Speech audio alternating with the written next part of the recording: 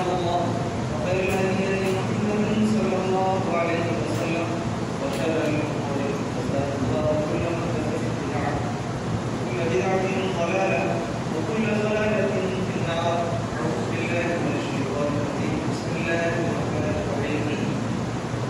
قاف والقرآن المجيد بل عجبوا أن جاءهم منذر منهم فقال كافرون هذا شيء عجيب فإذا بدنا وكنا ترابا ذلك للبعيد منهم وعندنا كتاب حكيم بل كذبوا بالحق لما جاءهم فهم في أمر مريج أفلم ينظروا إلى السماء فوقهم كيف بنيناها وزيناها وما لها من فروج ولا طمرناها والقينا فيها رواسي وأنبتنا فيها من كل زوج كريم تبصرة وذكرى لكل عبد منيب. نزلنا من السماء ماء مباركا فأنبتنا به جنات وحب العصير والنخل باسقات لا فرح نسير رزقا للعباد وحينا به بذكا ميتا كذلك الخروج. كذبت قوم نوح وأصحاب الرس وثمود وعاد وفرعون وإخوان لوط وأصحاب الأيكة وقوم تبع كل كذب رسل حق بعيد أفعلنا بالخلق الأول بل هم في نفس من خلق جديد. وقال في موضع آخر إن الله لا يغير ما يقول حتى يغيروا ما في أنفسهم رب اشرح لي صدري ويسر لي أمري واحلل عقدة من لساني يفقهوا قولي. رب اشرح لي صدري ويسر لي أمري واحلل عقدة من لساني يفقهوا قولي. رب زدني علما سبحانك لا علم لنا إلا ما علمتنا إنك أنت العليم الحكيم. ساری تعریفیں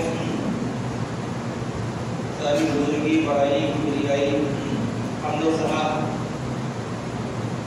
اس رب العالمین مالک کائنات مالک ارض و سماوات کے لیے جس نے پوری کائنات کو پیدا کیا. ہمارا آپ کا کائنات کے ذرے ذرے کا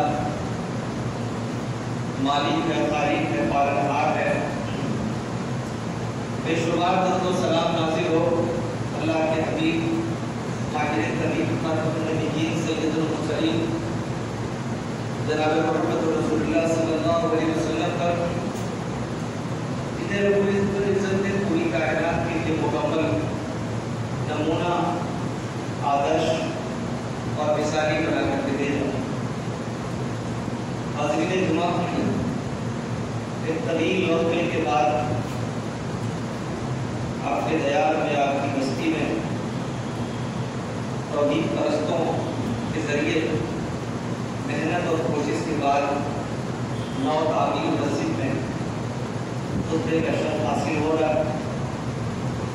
سب سے پہلے اللہ تعالیٰ سے دعا کروں کہ مولا کریم ہمیں سچ کہنے سچ بولنے کی توفیق عطا فرما. ساتھ ہی آپ لوگوں کی اس توحیدی جذبے کو اللہ تعالیٰ برقرار رکھے اور اس مسجد کی جو صلاح ہے، جو کمی ہے، بیشی ہے، جو بھی ہو، بیشی ہو تو اس کی صلاح فرمائے، کمی ہو تو اس کے اندر انقلابی تبدیلی عطا فرمائے اور زیادہ سے زیادہ جماعت کی جمعیت کے اور دیگر توحید کے پیاسوں کو اس مسجد سے جوڑے تاکہ اللہ تبارک و تعالیٰ کا پیغام جو صحیح پیغام ہے وہ دور تک پہنچے، افکاروں تک پہنچے. آج کے جمعہ میں نے قرآن حکیم کی جو مشہور آیت خطبہ مسنونہ کے بعد سورہ قاف کی چند ابتدائی آیتوں کے بعد تلاوت کی. وہ ممکن ہے اس سے پہلے سنی گئی ہو، پڑھی گئی ہو، بتائی بھی گئی ہو، لیکن قرآن کی آیتوں کی خصوصیت یہ ہوتی ہے کہ قرآن کی آیت تو چھوڑیے، اس کا ہر جملہ اپنے آپ میں معنوی میننگ کے اعتبار سے، ارتھ کے اعتبار سے، اپنے مفاہیم کی وسعت کے اعتبار سے اتنا معنی رکھتا ہے کہ اس کے جس جملے کے اندر آپ ڈوبتے چلے جائیے، آپ کی فکر، آپ کے شعور اور آپ کے سوچنے کی صلاحیت جواب دے جائے گی.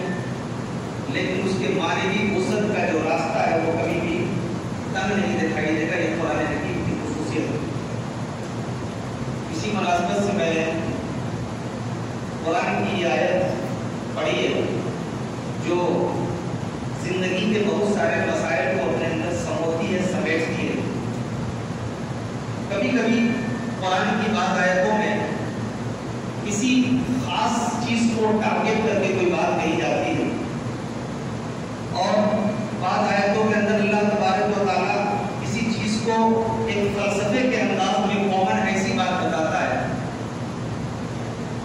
جو اگر مذہب اسلام کا ماننے والا آدمی نہیں ہے تو اس کو ایک مدت، ایک زمانہ لگ جائے گا وہ اس فلسفی کو، اس بات کو، اس تھاٹ کو، اس نظریے کو سمجھنے میں۔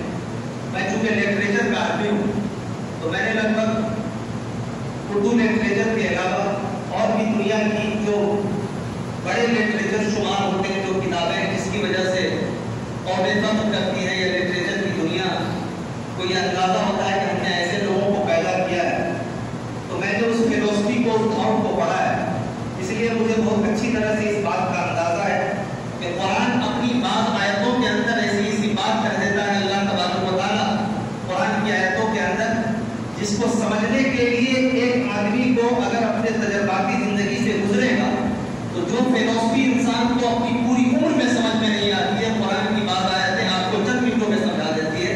شرط یہ ہے کہ دل مومن کا ہو، ایسا دل ہو جس کے سامنے جب وہ اللہ کے گھر میں داخل ہو، ایسا بندہ ہو، ایسا احساس ہو تو خشیت، خشوع خضوع اور اللہ تبارک و تعالیٰ کے گھر میں داخل ہونے کے احساس سے اس کے جسم کا روم روم کھڑا ہو جائے اور اس کی طبیعت کے اندر ایسی انکساری، ایسا توازن پیدا ہو جائے کہ پھر اس کو دنیا کی ساری فکر اس کے ذہن سے معاف ہو جائے، تب آسانی سے بات سمجھ میں آئے۔ قرآن حکیم کی آیت میں نے پڑھی ہے، آئیے سب سے پہلے اس کا ترجمہ جانتے ہیں۔ اللہ فرماتا ہے ان اللہ لا یغیر ما بقوم حتی یغیروا ما بانفسہم۔ اللہ تبارک و تعالیٰ کسی قوم کے اندر اس وقت تک تبدیلی نہیں لاتا ہے، یا کسی قوم کے اندر اس وقت تک تبدیلی نہیں پیدا ہوتی ہے جب تک کہ اس قوم،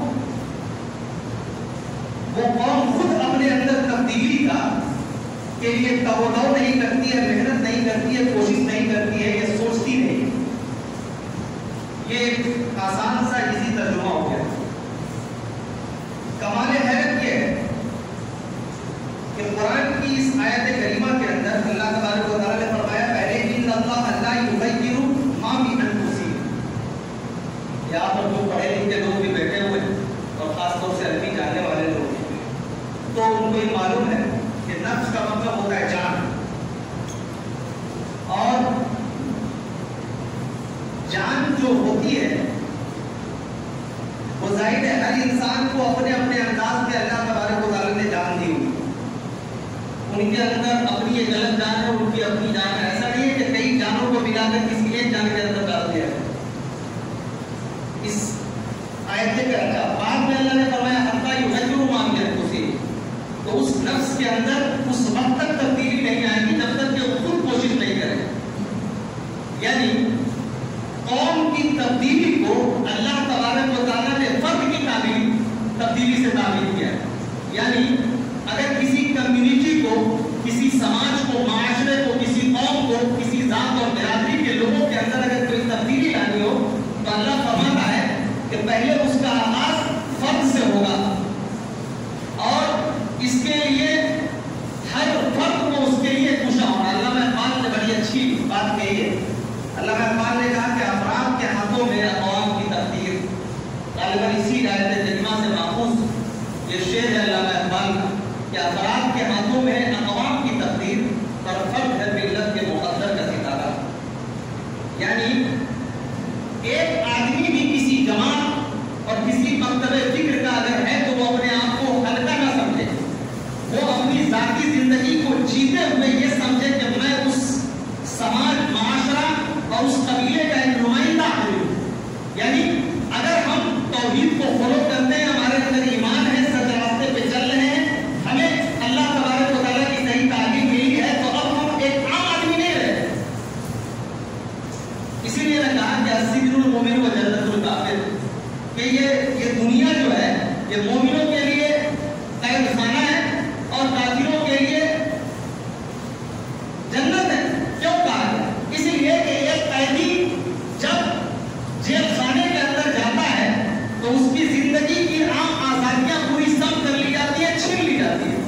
جیسے ہی اس نے اپنی زبان پر لا الہ الا اللہ کے کلمات کو آراستہ کرنے کے بعد دل کی دنیا کو ایمان کی روشنی سے اگر منور کر لیا ہے تو اب اس کی زندگی جو ہوگی وہ شریعت کے قید خانے میں گزرے گی. یعنی وہ زندگی گزار تو رہا تھا لیکن وہاں پر کوئی رول ریگولیشن نہیں تھا، لیکن جیسے ہی اس نے اپنے دل کو ایمان کی روشنی سے منور کیا ہے تو اب وہ سماج کا عام انسان نہیں رہا، وہ بہت خاص انسان ہو گیا. اور خاص طور سے اللہ تبارک و تعالیٰ نے جب توحید کی نعمت سے نوازا ہے تب تو اور زیادہ خاص انسان ہو. اب جب وہ جائے گا، جس طرف بھی جائے گا، جس سے بات کرے گا، جس سے ملے گا، جس سے معاملات کرے گا، تجارت کرے گا، جاب کرے گا، راستے میں بیٹھے گا، سفر میں بیٹھے گا، بائک پہ ہوگا، گاڑی پہ ہوگا، کسی درخت کے سائے کے نیچے بیٹھا ہے، چار لوگوں کے بھیڑ میں بیٹھی کسی بھیڑ کا وہ حصہ بن گیا ہے، تو اب وہ عام آدمی نہیں ہے. اس کی زندگی ایک مشن، ایک جذبے، ایک احساس، ایک آؤٹ، ایک نظریے کے تحت گزرے گی. اب وہ عام انسان نہیں رہا. تو گویا ایک بامقصد زندگی کے لیے یہ ضروری ہے کہ ایک انسان جیسے افراد کے ہاتھوں میں اقوام کی تقدیر، یعنی ایک فرد بھی اپنے آپ کو معمولی نہ سمجھے اگر وہ مسجد سے باہر نکل گیا ہے یا اپنی جماعت کے لوگوں سے الگ ہٹ کر کے دوسری زندگی میں اگر مصروف ہو گیا ہے تو وہ اپنے آپ کو اکیلا نہیں سمجھے، بلکہ اس کی طرح کوشش ایک بڑی جماعت کو فروغ دے سکتی ہے. اس ضمن میں ہمیں سب سے اچھی روشنی جو ملتی ہے وہ اللہ کے رسول کی زندگی سے ملتی ہے. دیکھیے نبی کریم صلی اللہ علیہ وسلم کی جو زندگی ہے پوری، اس میں ہر آدمی یہ بات کرتا ہے کہ اللہ کے رسول نے مدینے کے اندر یہ کیا، یہ فتوحات کیے، یہ کارنامے انجام دیے، یہ تعلیمات ہیں. لیکن کوئی آدمی یہ بات بہت کم لوگ ایسا کرتے ہیں کہ اللہ کے رسول کی جو نبوت والی زندگی ہے، یعنی جب نبوت کا تاج رسول کائنات صلی اللہ علیہ وسلم کے سر پہ سجایا گیا تو اس کے بعد والی جو زندگی ہے وہ لگ بھگ 20% زندگی ہے. لگ بھگ 80% زندگی اللہ کے رسول نے نبوت سے پہلی والی گزاری ہے. یعنی ایک ایسی زندگی جس زندگی میں ان کے بچے بھی تھے، بیوی بھی تھی، حتیٰ کہ بیٹیوں کی شادی بھی ہو گئی تھی اللہ کے رسول کی. اس کے بعد اللہ تبارک و تعالیٰ نے ان کے سر پہ نبوت کا تاج رکھا. سوچنے والی بات یہ ہے کہ اللہ تبارک و تعالیٰ ایک ایسی ذمہ داری دے رہا ہے، اپنے نبی کے سپرد کر رہا ہے، ایک ایسی کتاب دے رہا ہے جو قیامت تک پوری انسانیت کے لیے رشد و ہدایت اور صحیح راستے پر یہ کہیے کہ سکسیسفل لائف کے لیے انتہائی پاورفل بک جس کو بول سکتے ہیں وہ قرآن حکیم اللہ تبارک و تعالیٰ اللہ کے رسول کے ذریعے پوری انسانیت کے سامنے بھیجنے والا ہے. اور اللہ تبارک و تعالیٰ نے رسول اعظم صلی اللہ علیہ وسلم کے سر پہ نبوت کا تاج رکھا 40 سال کی عمر میں. 40 سال سے پہلے، نبوت کے آغاز سے پہلے، توحید کے اعلان سے پہلے، اللہ کے رسول کی جو پوری مکی زندگی گزرتی ہے نبی کونین کی. آپ دیکھیے گا اللہ کے رسول کی سیرت احتشام کا کبھی مطالعہ کیجیے تو آپ کو بات سمجھ میں آئے. الرحیم المختوم کے اندر بھی رسول کائنات صلی اللہ علیہ وسلم کی وہ جو پہلے والی زندگی تھی اس کے بارے میں تذکرہ ہے. اللہ کے رسول کی پوری زندگی کہیں پر اگر فحش کلامی ہو رہی ہے، اگر چند لوگ بیٹھ کر کے کسی کے خلاف سازش کر رہے ہیں، اگر ایسی بات جس سے سماج اور معاشرہ خراب ہو سکتا ہے، رسول اعظم صلی اللہ علیہ وسلم کو نبوت سے پہلے بھی ایسی محفلوں کا حصہ بنتے ہوئے کسی نے نہیں دیکھا. اللہ کے رسول کو عام زندگی میں کسی انسان سے جھگڑتے ہوئے کسی نے نہیں دیکھا.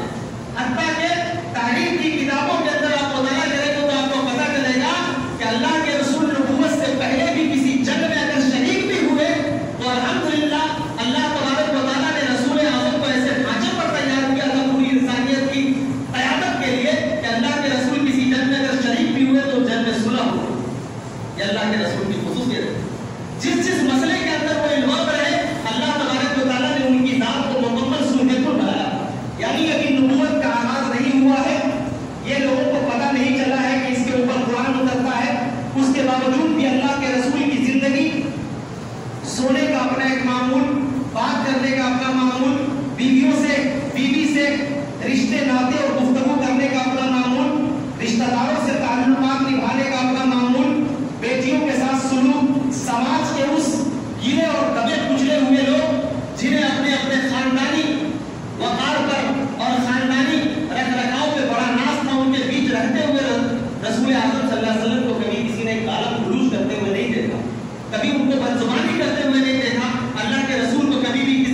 گوئی کا حصہ بنتے ہوئے نہیں دیکھا، یہ اللہ کے رسول کا احساس تھا. تب جا کر کے یعنی ان اللہ لا یغیر ما بقوم حتی یغیروا ما بانفسہم، اللہ فرماتا ہے کہ جب تک آپ کے اندر خود یہ احساس نہیں ہوگا کہ ہم اپنے آپ کو بدلے، آپ کی حالت نہیں بدل سکتی. اللہ کے رسول کو اللہ تبارک و تعالیٰ نے 40 سال کی عمر میں نبوت عطا کیا. آپ یہ سوچئے کہ اس کے بعد پوری انسانی تاریخ میں جتنے بھی بڑے بڑے لوگ پیدا ہوئے، جن کی زندگی، جن کا شاشن، جن کے پاس طاقت تھی، جن کے پاس قوت تھی، جن کے پاس سلطنت تھی، جن کے پاس پیسے تھے، جن کے پاس دولت تھی، پوری تاریخ میں، انسانی تاریخ میں جن لوگوں نے بڑی بڑی حکومتیں کی ہیں اپنے پورے ڈکٹیٹرشپ کے ساتھ، آپ کو کوئی بھی ایسا قائد، کوئی بھی ایسا حکمران دکھائی نہیں دے گا جس نے اتنی کم مدت کے اندر وہ جو بعد والی زندگی، نبوت کے بعد والی زندگی ہے، اس کا تو آدھا سے زیادہ حصہ مکہ میں گزر گیا. اتنے کم عرصے کے اندر پوری انسانیت کے اندر انقلاب رونما ہونے والی کوئی ایسی شخصیت، کرنے والی کوئی شخصیت پوری انسانی تاریخ میں نہیں دکھائی دے گی. اس کی وجہ کیا تھی؟ وجہ یہ تھی کہ اللہ کے رسول کی پوری زندگی نبوت سے پہلے بھی، یعنی ذمہ داری اللہ تبارک و تعالیٰ نے نہیں دی تھی، اس سے پہلے بھی وہ انسانیت کے انتہائی اچھے اور اعلیٰ اخلاق میں انسان شمار کیے جاتے تھے. پتہ کیا چلا کہ ہم جو توحید پرست لوگ ہیں، جنہیں اللہ تبارک و تعالیٰ نے توحید کی نعمت سے نوازا ہے، جنہیں یہ ذوق ہے، جنہیں یہ احساس ہے کہ ہمیں اللہ تبارک و تعالیٰ نے اچھا دین عطا کیا ہے، اچھی شریعت عطا کی ہے، ہم جو بات کرتے ہیں ہماری بات کے اندر کوئی بھی لوچ نہیں ہوتی ہے. ہم یہ سوچتے ہیں کہ ہمارے علماء جو بات کرتے ہیں یا تو قرآن یا حدیث سے بات کرتے ہیں، ادھر ادھر کی بات میں کرنا نہیں آتی ہے. اگر یہ احساس ہے تو ہماری زندگی صرف جلوت یعنی بھیڑ بھاڑ کے حصے میں ہماری شریعت نہ رہے، بلکہ ہماری ذاتی زندگی بھی شریعت کا آئینہ دار ہو. اس کے لیے ہمیں کوشش کرنی چاہیے. ایسا نہیں آج کل جو ہمارے کچھ نوجوان جو اہل حدیث ہوتے ہیں نئے طریقے کے، مجھے کہنے لے دیجیے چونکہ اپنی مسجد ہے اپنی جواب، عجیب و غریب المیہ یہ ہے کہ ان کو ایک ذوق ہو جاتا ہے. یعنی اگر وہ کوئی اچھا کام کر رہے ہیں تو ان کو ایسا لگتا ہے کہ بقیہ ساری دنیا بیکار. آپ اچھا کام کر رہے ہو، توحید پرست ہو، اپنے آپ کو بڑا بہتر بنایا ہے، میں آپ کو سلوٹ کرتا ہوں. لیکن دنیا کا کوئی بھی اصول پسند آدمی ان اچھائیوں کی وجہ سے آپ کے غرور میں مبتلا ہونے کی، آپ ہونے کا مشورہ آپ کو نہیں دے. نہ اس کی شریعت اجازت دیتی ہے، نہ دین اجازت دیتے. نہ یہ شریعت کے اندر گنجائش ہے، نہ کسی اچھے سماج کے اندر گنجائش ہے کہ اگر آپ اچھے ہو تو کسی کو آپ حقیر جانیے، کسی کو برا کہیے. ہماری شریعت اور ہمارا دھرم تو یہ ہے کہ خود قرآن کہتا ہے کہ ہمیں دوسرے دھرم کے معبودوں کو برا نہ کرنا. جس کا مذہب الگ، جس کا دین الگ، جس کا دھرم الگ، شریعت کے اندر اتنی اللہ تبارک و تعالیٰ نے کشادگی رکھی ہے کہ سب سے پہلے میں ایک جملہ بہت یقین، اعتماد اور بہت سن بھول کے ساتھ کہنا چاہتا ہوں. اچھا مسلمان بننے سے بہتر پہلے یہ ضروری ہے کہ اچھا انسان ہو. جو اچھا انسان نہیں ہو سکتا وہ اچھا مسلمان نہیں ہو سکتا.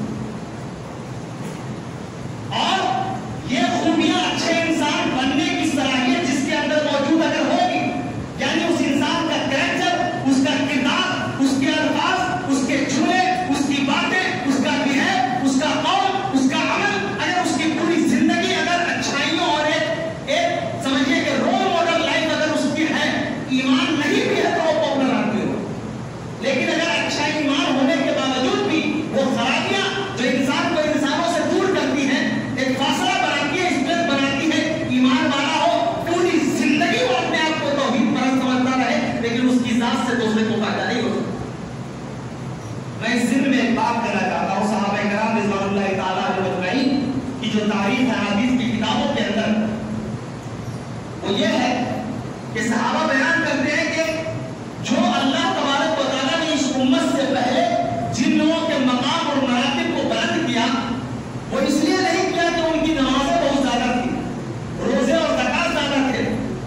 جن چیزوں کا اللہ تبارک و تعالیٰ نے مکلف بنایا تھا، جو ذمہ داریاں تھیں، تو انہیں تو وہ کرنا ہی تھا، اس کے علاوہ کوئی چارہ نہیں تھا ان کے پاس. لیکن کہتے ہیں صحابہ کرام رضوان اللہ تعالیٰ علیہ اجمعین کہ سلامتی صدورہم، ان کے دل بڑے کشادہ تھے، دل بڑے کشادہ تھے. انسانی زندگی میں آپ یہ دیکھیے کہ جو انسان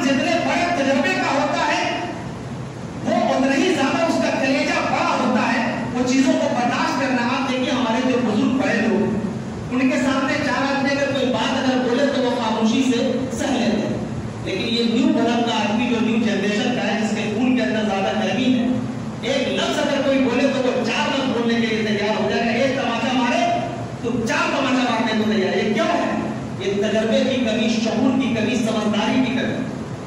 تو کیا جو مذہب پوری انسانیت کے لیے قیامت تک کے لیے کسی خاص دھرم اور سمدائے کے لیے نہیں بلکہ پوری انسانیت کی فلاح اور بہبودی کے لیے آیا تھا، کیا وہ مذہب اتنا کمزور ہوگا کہ اس مذہب کے ماننے والے لوگ اپنے دشمن کی بات کا جواب اگر نہ دے تو ان کی اوقات کم ہو جائے گی؟ کیا وہ مذہب اتنا کمزور ہوگا کہ اپنے لوگوں سے دوری بنائے؟ کیا وہ مذہب اتنا کمزور ہوگا کہ ہم محبت کا پیغام آگے نہ بڑھا سکے؟ ہمارے دل کے اندر، ہماری زندگی میں، ہمارے کریکٹر میں، ہمارے سماج میں ہماری جو دل کی تنگی ہے اور ہمارا جو باضابطہ خود کو نہ بدلنے کا جو جذبہ ہے، یہ پورے سماج کو ڈیمیج کر کے رکھا ہوا. اور یاد رکھیے اس بات کو، پوری زندگی کی فلسفی آپ پڑھ لو، پورے قرآن اور حدیث کی کتابیں پڑھ لو، چاہے اپنے آپ کو وقت کا جتنا بڑا مجدد سمجھ لو، جتنا بڑا فقیہ سمجھ لو، جتنا بڑا پڑھا لکھا سمجھ لو، وقت کا بڑا تیسمار خاص سمجھ لو، توحید پرست سمجھ لو، لیکن تمہاری زندگی میں اگر اخلاق نہیں ہے، تمہاری زبان بہتر نہیں ہے، تمہارا کریکٹر بہتر نہیں ہے، تو یاد رکھو اللہ کی بارگاہ میں تم پکڑے جاؤ. اس لیے کہ اگر چلتے پھرتے ہوئے بھی اگر تمہاری سانس سے کسی کو نقصان پہنچتا ہے اور تمہاری زبان سے نقصان پہنچتا ہے اور تمہیں احساس ہونے کے باوجود اگر تم نے اپنی غلطی سے رجوع نہیں کیا، اسے کلیجے سے نہیں لگایا، تو یاد رکھنا یہ تمہارے اندر کا جو احساس ہے نا تم کو بڑا بننے کا، یہ تمہارے اندر ہی کم ہو جائے گا، دوسرے کو کوئی فائدہ نہیں ہوگا. اور میں ایک بات اور عرض کرنا چاہتا ہوں، جتنا زیادہ آپ کے اندر دین آئے، جتنا زیادہ آپ کو مذہب سے محبت ہو، جتنا زیادہ اللہ تبارک و تعالیٰ کی ذات پہ یقین ہو، رسول اعظم کی سیرت سے بے پناہ محبت ہو، اتنا ہی زیادہ آپ کا دل نرم ہونا چاہیے، آپ کا دل سخت نہیں ہونا چاہیے. یہ بات میں کہنا چاہتا ہوں. اور آپ دیکھیے ہمارے اسی سختی کا نتیجہ ہے کہ ہماری اسی تبدیلی کی کوشش نہ کرنے کا نتیجہ ہے کہ ایک گھر میں رہتے ہوئے ایک بات کو بات کرنا تو آتا ہے لیکن اپنے بیٹے کا دوست بننے کی صلاحیت اس کے اندر موجود ہے. ہم نے گھر اور سماج کو چھوڑ دی کہ یہ تغیر کا، یہ تبدیلی کا جو جذبہ ہے، یہ شروعات جو ہے خود قرآن حکیم کہتا ہے. ہم تو بس پڑھتے ہیں کہ مذہب کی بات تو یہ ہے جہنم سے بچنا ہے، دوزخ میں جانا، بس اتنے ہی تک سمجھتے. ہم یہ نہیں جانتے کہ یہ الہامی کتاب ہے، یہ انسان کی بنی ہوئی کتاب نہیں ہے. اس کے اندر جتنا آپ سوچو کہ زندگی کی جو فلسفی آپ سمجھنا چاہو گے قرآن آپ کو بتائے گا، لیکن یہ چاہیے کہ قرآن صرف فارمیلٹی ادا کرنے کے لیے نہ پڑھا جائے، اس کو دل کی آنکھ سے اگر پڑھا جائے تب دل پہ جا کر کے قرآن کی آیتیں اثر انداز ہوتی ہے، ایسے اثر انداز نہیں ہوتی. قرآن کہتا ہے یا جو الذین آمنوا قوا انفسکم واہلیکم نارا. یہ کیا ہے کہ ہم اپنے نفس کو جہنم کی آگ سے بچائیں. ہم سمجھتے ہیں جہنم کی آگ سے بچانے کا مطلب یہ سمجھتے ہیں کہ بھائی جتنا زیادہ ہو نماز پڑھ لو، جتنا زیادہ ہو روزہ رکھ لو، زکات دے دو، ہم جہنم کی آگ سے بچیں. یہ تو اللہ تبارک و تعالیٰ کے ساتھ جڑا ہوا معاملہ. اللہ کی ذات اتنی عظیم ترین ہے کہ اللہ تبارک و تعالیٰ تمہاری پوری زندگی کی نیکیاں کرنے کے باوجود کوئی بھی دنیا کا مولوی یہ تم کو سرٹیفکیٹ نہیں دے سکتا ہے کہ تمہاری ساری نیکیاں اللہ تبارک و تعالیٰ کی بارگاہ میں قبول ہو جائے. اللہ مہربان ہو جائے.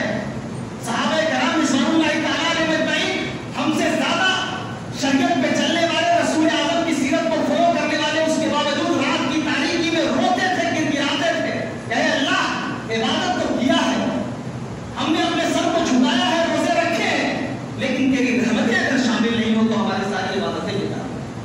یہ میری کوشش تھی لیکن تیرا معیار بلند ہے. پتہ نہیں میری عبادتوں کے اندر اتنی انرجی تھی یا نہیں جو تیرے اسٹینڈرڈ کے برابر ہے. اللہ اگر تم مہربان نہ ہو تو میری عبادتیں رہے گا چلے. لیکن ہمیں دو وقت نماز پڑھنے کے بعد یہ گمان ہو جاتا ہے کہ گویا ہم تو بس سب سے اچھے آدمی ہیں. جو انسان خود کو اپنے آپ میں بہت اچھا سمجھنے لگتا ہے اس سے برا انسان کوئی نہیں. اور وہی اچھا سمجھنے کی فیلنگ جب اس کو غرور میں مبتلا کر دیتا ہے، پھر اس دوسروں سے اسپیس بنائے، انسانوں سے محبت کرنا نہ سیکھے. بس یہ سمجھے کہ اللہ نے فرمایا یا ایھا الذین آمنوا قوا انفسکم واہلیکم نارا، اپنے آپ کو اہل حیات کو جہنم کی آگ سے بچاؤ. تو یہ سمجھتے ہیں کہ بھائی نماز پڑھ رہا ہے، بچوں کو پڑھا دیا، پڑھ رہا ہے، کوئی بات نہیں ہے. بقیہ بچوں کو جتنی ڈانٹ پڑتال کرنی ہے، گالی دینا ہے، خروج کرنا ہے، پڑوسی کو ستانا ہے. بچے ہمارے رات کی تاریکی میں 2 بجے تک بیٹھ کر کے موبائل میں ٹپ ٹپ ٹپ ٹپ کر رہے ہیں، بچیاں کر رہی ہیں، اس سے کوئی مطلب نہیں. ہمارے گھر کا تغیر، قوم اور ملت کی تبدیلی کا جو آغاز ہوگا وہ انسان کو اپنے نفس پہ ہوگا. اور اس نفس کے اندر اس وقت تک تبدیلی نہیں آ سکتی ہے جب تک کہ ہم خود کوشش نہیں کریں ابھی میں نے کچھ دن پہلے دیکھا سوشل سائٹ پر میں دیکھتے ہوں گے کہ کچھ لڑکے لڑکیاں پتہ چلا کہ نئے مسلم کے ساتھ بیٹھ کر کے جا رہی ڈاؤٹ ہوا پکڑ کے پیٹنا شروع کر دیا مارنا شروع کر دیا. کچھ لوگوں کو دیکھ کر کے بڑی خوشی ہوتی ہے تو اچھا کرتا. میں ذاتی طور پر انڈین کنسٹیٹیوشن کے حساب سے بھی اور مذہب کو جہاں تک میں سمجھتا ہوں کہ دونوں اعتبار سے غلط ہے. اس لیے غلط ہے کہ آپ ایک کام کو انجام دیتے ہیں اور ہم کسی اسلامی ملک کے اندر نہیں ہیں. آپ کے ایک عمل کی وجہ سے آپ یہ نہیں سوچتے ہیں کہ سینکڑوں مسلمانوں کو خوف اور خطرے کے احساس میں جینا پڑے. اگر آپ یہ چاہتے ہیں کہ آپ کی بچیاں آپ کے بچے کل ہو کر کے آپ کی پگڑی کو بازار میں نہ اچھالتے پھرے تو اس کے لیے یہ ضروری ہے کہ آپ کے گھر کا نظام بہتر ہو. کیا آپ نے کبھی یہ سوچنے کی کوشش کی کہ جو بچے ہمارے سامنے بڑے بھولے بھرے رہتے ہیں اس کی خلوت کیا ہے, اس کا اکیلا پن کیسے گزرتا ہے, کس طریقے سے رہتے ہیں. اگر آپ نے اچھے طریقے سے اگر آپ نے تربیت کی ہوتی آپ کو یہ احساس ہوتا کہ ہماری اولاد صرف اولاد نہیں ہے بلکہ ہماری اولاد کی وجہ سے اللہ تبارک و تعالیٰ کی بارگاہ میں جنت اور جہنم کا فیصلہ ہونے والا ہے. تو یاد رکھو کہ سونے اور چاندی کو اور اپنی دولت کو چھپا کر کے رکھنے والے لوگوں اپنی اولاد سے آپ بے خبر نہیں ہوتے. اپنے بچوں کو کیا اسلامی تعلیمات اور ہماری تہذیب کیا اتنی کمزور ہے کہ ہمارے بچے کا ہو کر کے باہر جائے پڑھنے کے لیے تو اسے جو چاہے بنا دے. یہ ہماری کمزوری ہمارے اندر ایک طریقے کا یہ فوج ہے جہاں اپنے آپ کو ہم سب لوگ بولتے ہیں کہ ارے یار کوئی کام نہیں ہے لے دے کے بچوں کے پیچھے پڑے رہے. یہ اس وقت سمجھ میں آتا ہے نا جب پانی سر سے اونچا ہو جاتا.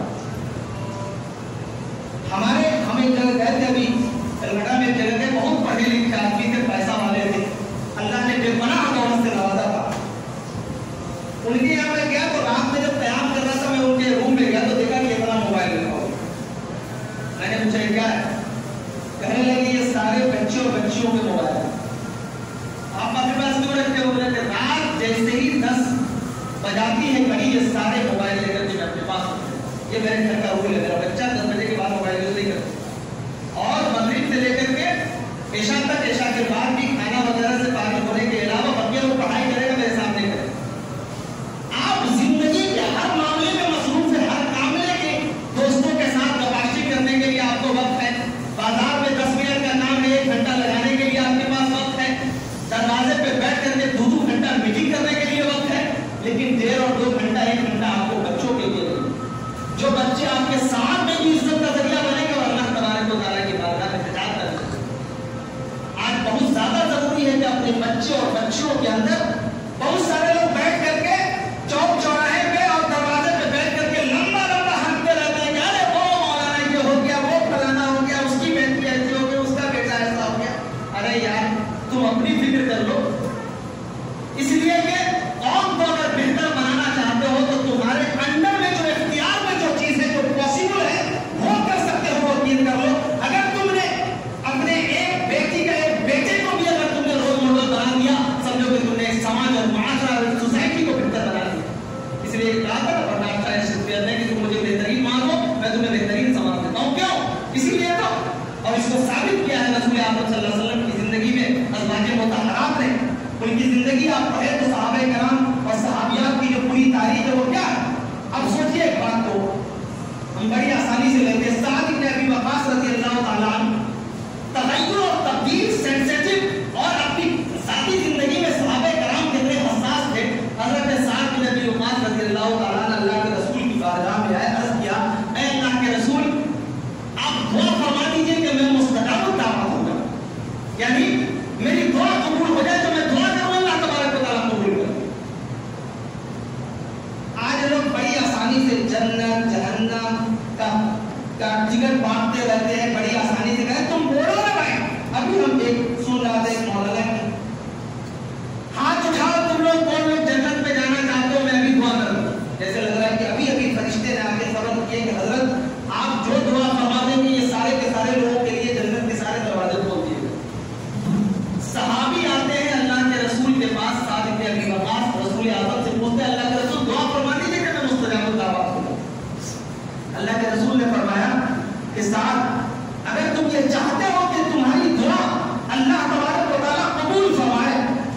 اس کے لیے سب سے پہلے میری دعا سے پہلے تمہیں خود ایک عمل کرنا پڑے.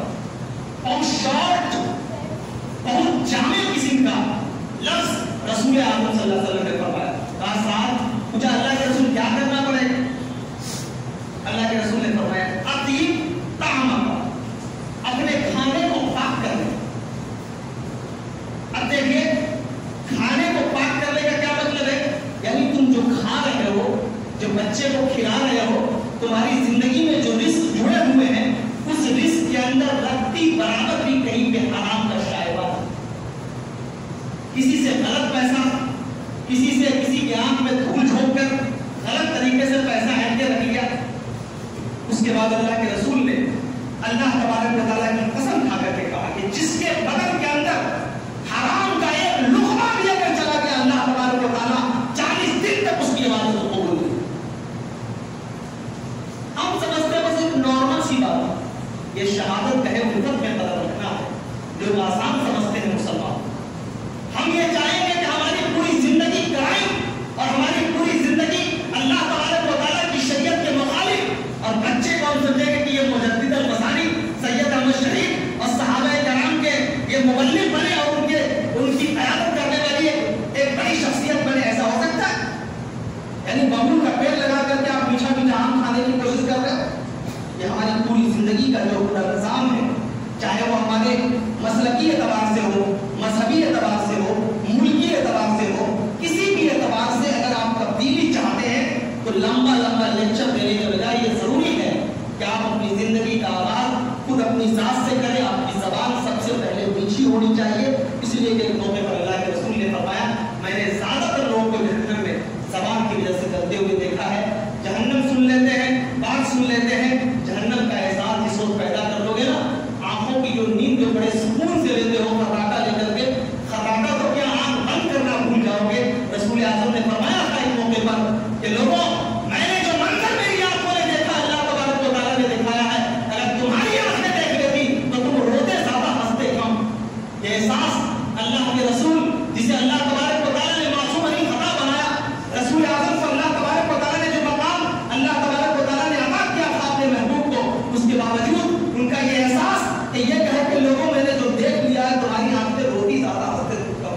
ہماری آنکھیں آج کی تاریخ میں صرف لوگوں کو دکھانے کے لیے یا لوگوں کے غم میں عام طور پر شریک ہونے کے لیے برستی ہے. کبھی اللہ کی بارگاہ میں ہماری آنکھیں نہیں برستی. اللہ کی آنکھیں، اللہ کی بارگاہ میں جو آنکھیں برستی ہیں اس کا براہ راست تعلق یہ ہوتا ہے کہ دل کی یہ جو سخت زمین ہے یہ نرم ہونے لگتی ہے. دل کو، آنکھوں کو اللہ کی بارگاہ میں رونے کا عادی بنا. جب دل نرم ہو جائے گا تمہاری زبان نرم ہو جائے گی، میٹھی ہو جائے گی، اور پھر تمہاری زندگی ایسی گزرے گی کہ رسول اعظم نے نبوت کا اعلان نہیں کیا، مکہ کا چپا چپا رسول اعظم کے اخلاق اور بہترین انسان ہونے پر اتفاق کرتا تھا. تم اگر دعوت نہیں بھی پیش کرو گے ہر آدمی کا یہ اتفاق ہوگا کہ یہ آدمی بہت اچھا ہے. اور کسی انسان کا کریکٹر اگر مضبوط ہو تو کریکٹر کے اندر ایک نشہ ہے، ایک محبت ہے، ایک مٹھاس ہے، ایک شیرینی ہے. اس کو بولنے کی ضرورت نہیں ہے. وہ جہاں بیٹھے گا، جہاں رہے گا، جہاں بولے گا اپنی محبت ایسی بھی شامل کرے گا کہ لوگ خود آپ سے آ کر کے پوچھیں گے کہ کیا پڑھتے ہو، کہاں بیٹھتے ہو، کس سے سیکھتے ہو، ذرا بتاؤ تو صحیح کہ ہم بھی تم سے روشنی لے رہا.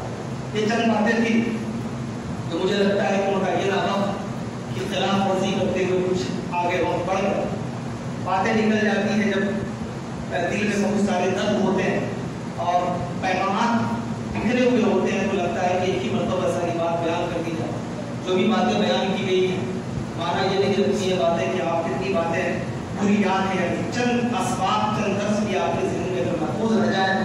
آپ یہ چاہتے ہیں کہ آنے والی نسلیں آپ کی اچھی رہیں، ملک کا مستقبل بہتر رہے، تو غیر ضروری طور پر واویلا مچانے اور بیٹھ کر کے سینہ گوبی اور بیٹھ کر کے ایک دوسرے کا مرثیہ پڑھنے کے بجائے بہتر ہے کہ اپنی نسلوں کو سنوارئے، اپنے آپ کو بہتر کیجیے، گھر کا سامان کو بہتر کرنے سے پہلے گھر کا ماحول بہتر کیجیے. تو انشاءاللہ چند سال لگیں گے، 10 سال، 20 سال، 30 سال، اس کے بعد یہ محسوس کیجیے گا کہ آپ کی محنتیں بیکار کی گئی.